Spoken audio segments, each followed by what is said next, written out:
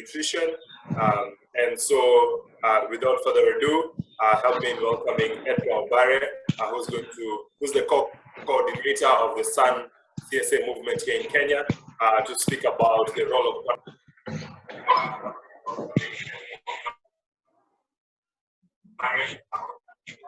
Okay. Thank you so much, Victor. So I just want to correct something. I am not Edgar Obare. Edgar Obare is different. So I don't want to see some news tomorrow that Edgar Obare was contributing to a really powerful webinar today. So I'm Edgar Okoth Onyango. I'm the National Coordinator for Scaling Up Nutrition Civil Society Alliance. So Scaling Up Nutrition Civil Society Alliance, we act within the food and nutrition security space, majorly doing advocacy at national and at county level. We also build capacity of various nutrition stakeholders. The other thing is that we mobilize commitments, and also we ensure that we mobilize actions around nutrition specific and nutrition sensitive. So I think I just wanted to give that introduction. So just coming back to the question of the day, I would like just to provide a little bit of the context so that all our members actually know where we're coming from. So I just want to give a little context in terms of the situation of nutrition, because what we're discussing has a lot of impact and a lot of weight on nutrition outcomes. So Kenya is one of the countries globally with the triple burden of malnutrition.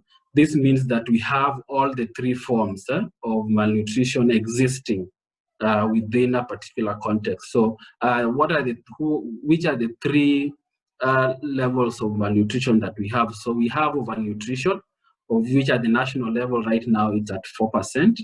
And then we also have got the second one, which is undernutrition. So undernutrition also is also divided into three, which we have wasting, and wasting is at 4%. And then we have stunting, which is at 26%, and then underweight, which is at 11%.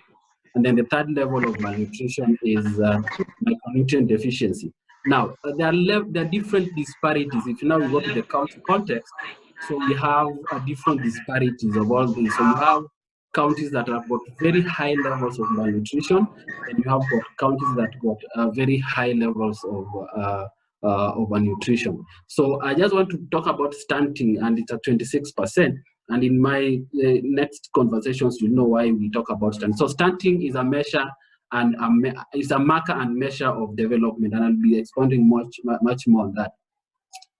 But coming back to the question in terms of multi-sectoral actions and partnerships. So why is it really important to us? So multi-sectoral actions and partnership provides a robust and a more sustainable and resilient food system. So if you're talking about a more robust and resilient food system, so exactly what are we talking about? So we look at production, we look at storage. So in storage, we look at both cold storage, and then also we look at dry storage.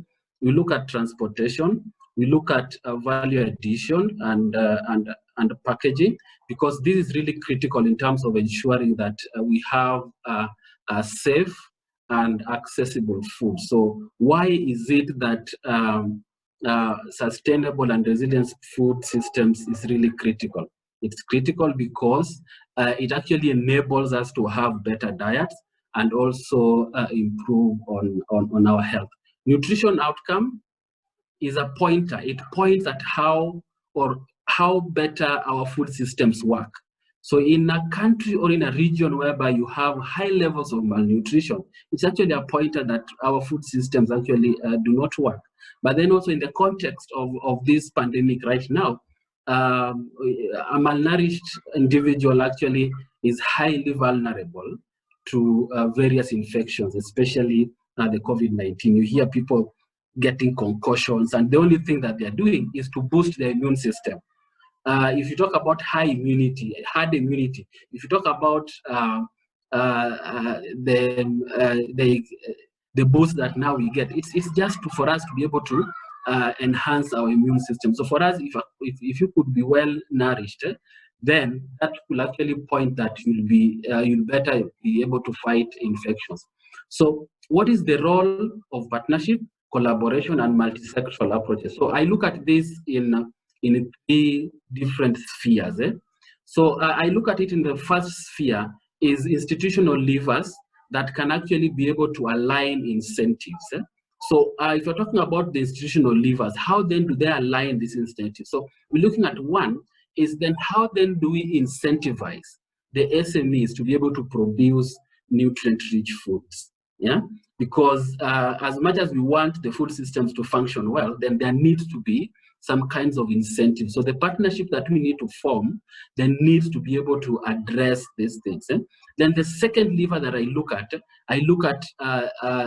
the partnership in terms of with the private sector.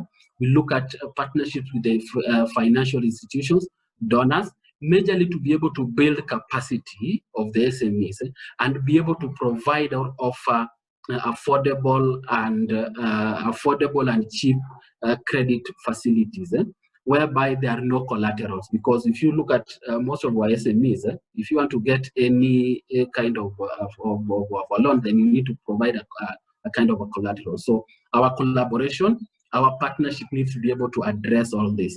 The second level that I look at is in terms of partnership at various levels. So we'll have private and private partnership, we'll have public and private partnership, we'll have public and public partnerships.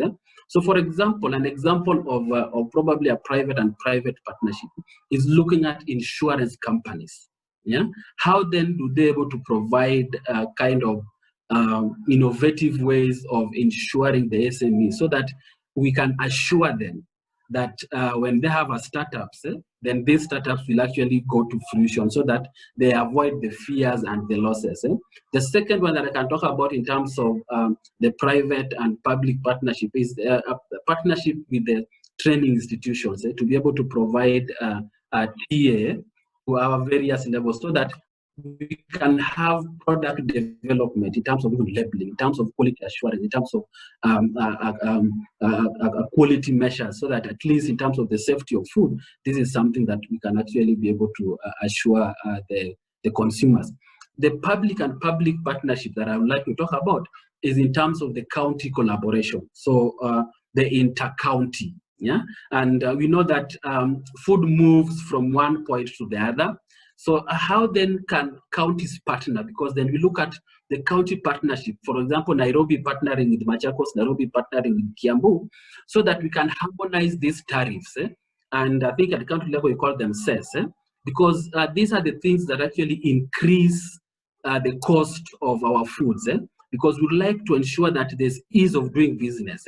Because once this can be harmonized or can be agreed upon, then we'll realize that the cost of food will actually be reduced, and then we'll be able to strengthen even our food system. The last one that I want to talk about in terms of the partnership is in terms of the ensuring that we also partner with the global community, because then this brings in the global understanding, because at the local level, we also need to have the global understanding. We need to have the global interpretation of standards, because good standards ensures that we are consuming safe and also good food, because then this is where now the civil societies can actually also be able to be brought on board, so that they can bring that level of that partnership at that higher level. So looking at all these, then why then do we say that we need to work in this partnership, we need to work in this collaboration, we need to work and ensure that there's multi-sectorality? Because looking at all these levers that I've talked about, we realize that each person has got a role to play.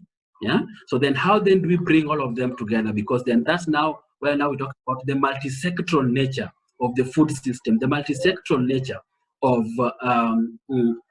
nutrition. So we need to be able to bring on board in terms of coordination, high-level coordination that brings all these sectors together, so that they don't act alone. Because if they act alone, then you realize that you might lose the ball at one point or the other.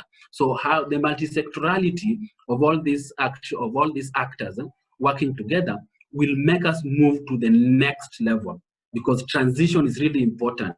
We just don't want to talk about all these things and then do not look at how then do they move to the next level, because moving to the next level will ensure that we have sustainable dietary diversity, and also we also have got a choice, because food choices is really important in terms of ensuring that community can actually be able to know which food works for me, because again we have different effects of food. And also in terms of this working together, then it also promotes consumption. Right now, I know one of the things that the Food System Summit will be looking at in terms of consumption of the indigenous vegetables.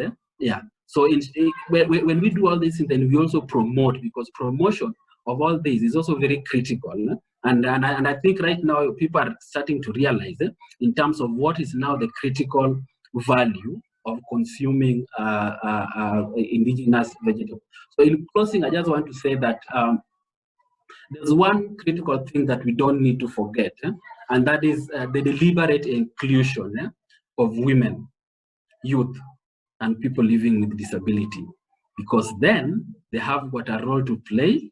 The youth will actually live longer than us.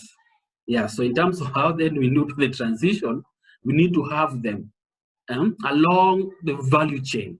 Women play a critical role. They are in terms of demographics, they're the highest in terms of numbers. So they need to play a critical role from all the way from production to consumption, so that along the value chain, they are all there. Because then that is something that also will ensure that we have what we call transition from one point to the other. Then people living with disability, I mean, they are disabled differently, and they are able differently. Let me say they are able differently, and they have a role to play in terms of ensuring that we also have got something to be done. So for me, I think because of the limiting time, I think those are the contributions that I would make in terms of the partnership, multi-sectorality, but also transitioning from one area to the other. Otherwise, I'd like to hand it back to you. Thank you.